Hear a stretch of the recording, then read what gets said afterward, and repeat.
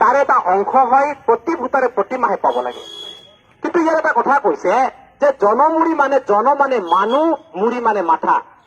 আমি গণতান্ত্ৰিক দেশৰ নাগৰিক, সেই মাথাকহে গন্তি কৰা হয় যিটো 18 বছৰৰ যাৰ হৈছে 18 বছৰ মাথাক গন্তি কৰি কৰি চৰকাৰে যি ব্যৱস্থাৰে এইখন দেশৰ শাসন ব্যৱস্থা, এইখন দেশৰ অৰ্থনৈতিক ব্যৱস্থা, এইখন দেশৰ সামাজিক ব্যৱস্থা নিব লাগে তাৰ এটা অংশ বুলি কৈছে।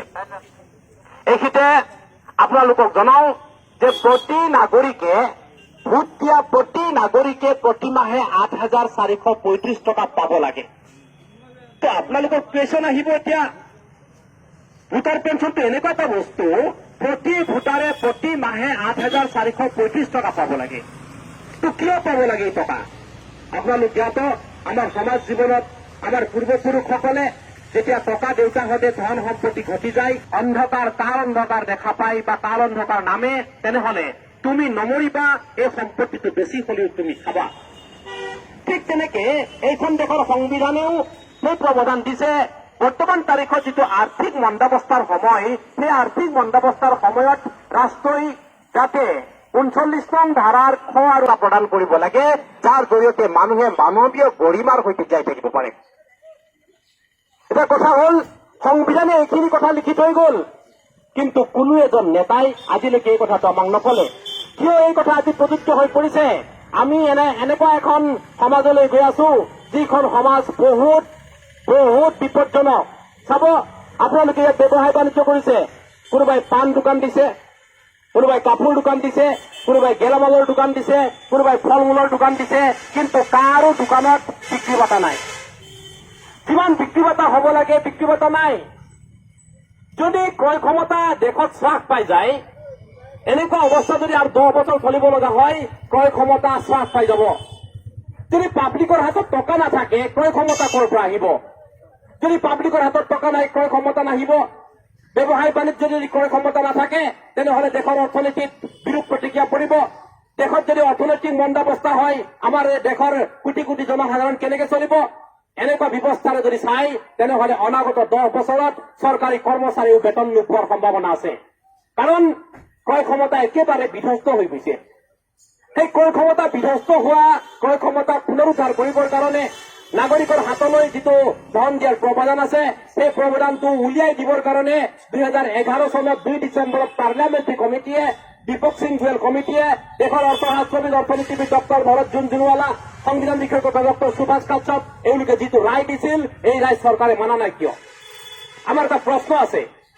গতিকে সেই যিটো আমাৰ আৰ্থিক মন্দাৱস্থা বা অচলাৱস্থাৰ সুযোগ নেতাই উঠাই আছে, নেতাই আপোনাক স্কাৰচিটি কৰি পেলাই আপোনাৰ মোৰ মাজত বিভেদ সৃষ্টি কৰি আছে। কাৰোবাক বড়োত ভগাইছে, কাৰোবাক মিচিঙত ভগাইছে, কাৰোবাক আদিবাসীত ভগাইছে, কাৰোবাক আহোমত ভগাইছে, কাৰোবাক চুতীয়াত ভগাইছে, কাৰোবাক ৰাভাত ভগাইছে, কোনোবাক হিন্দুত ভগাইছে, কোনোবা মুছলিমত ভগাইছে। এই যিটো ভাগ বিতৰণটোৱে আমাক এক সামাজিক বিশৃংখলৰ পৰিস্থিতিৰ সৃষ্টি কৰাব পাৰে, আৰু সেই সৃষ্টি কৰা হৈছে। চাওক, নেতাই লয় পেঞ্চন, ভোটাৰক দিয়ে টেনচন। নেতাই আজি যিমান টকা পেঞ্চন লৈ আছে আৰু ভোটাৰক টেনচন দি আছে। এটা কথা জানি আচৰিত হব, এওঁলোকে 5 বছৰৰ কাৰণে নেতা হয়। এজন MLA যদি 5 বছৰৰ পিছত নিজিকেও, তেনেহলে আজীৱন বেতন আৰু পেঞ্চন, আজীৱন পেঞ্চন পায়। আকাশীযান ফ্ৰী, ৰেল ফ্ৰী, চৰকাৰী বাছ ফ্ৰী, মেডিকেল ফ্ৰী। কিন্তু আপোনালোক জানি আচৰিত হব, এই কাশী পোছাকধাৰী ব্যক্তিসকল দিন ৰাত কৰি আপোনালোকক কি সুৰক্ষা দি থাকে। আপোনালোকে ব্যৱসায় বাণিজ্য কৰি সুখৰ নিদ্ৰাত বিন্দাস চকুমনি হৈ থাকে, কিন্তু এইসকলে পেট্ৰলিং দি তত নাপায়, কিন্তু এইসকলৰ পেঞ্চন নাই। কিহৰ ন্যায়? আপোনালোকে চিন্তা কৰক। এইসকলৰ 2005 চনৰ পিছৰ যিখিনি ৰিক্ৰুইটমেণ্ট পেঞ্চন নাই। এওঁলোকে 5 বছৰ দালালি কৰিব, কৰোড়পতি ঘটিব, কৰোড় টকা ঘটিব, আৰু নমৰালৈকে পেঞ্চন। আৰু যোনে 40 বছৰ 30 বছৰ এইখন ৰাষ্ট্ৰক সেৱা কৰিব, উৎসৰ্গা কৰিব, তাৰ পেঞ্চন নাই। ভোট লোৱা মানুহবিলাকৰ যদি পেঞ্চন আছে, তেনেহলে ভোট দিয়া মানুহবিলাকৰ পেঞ্চন কিয় নাই? এটা কুৱেশ্যন মাৰ্ক উঠিছে। যিটো পেঞ্চন 2011 চনৰ 2 ডিচেম্বৰত পাৰ্লিয়ামেণ্টাৰীয়ে কৈছে, যিটো আৱাজ, এই আৱাজটো সত্য হয়, শুদ্ধ হয়, সাংবিধানিক হয়, আৰু প্ৰতি ভোটাৰৰ প্ৰতি মাহৰ প্ৰাপ্য হয়। এতিয়া কথা হৈছে, ভোটাৰে লৈছে পেঞ্চন, নেতাক দিছে টেনচন। আমাৰ ৰাতিপুৱাৰ পৰা টেনচন।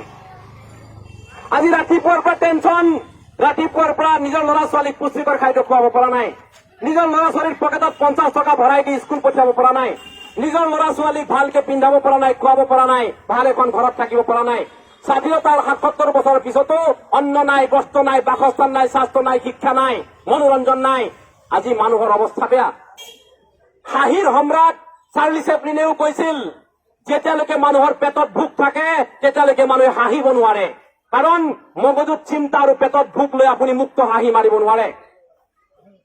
গতিকে মানুহ সাংস্কৃতিক জীৱ হয়, কিন্তু আমি মানুহ সাংস্কৃতিকৰ পৰা বাদ দি প্ৰাকৃতিক হবলৈ বাধ্য হৈ পৰিছো। গতিকে আপোনালোকৰ সহায় সহযোগিতা আশীৰ্বাদ আপোনালোকৰ মৰম চেনেহ লৈ আমি সদা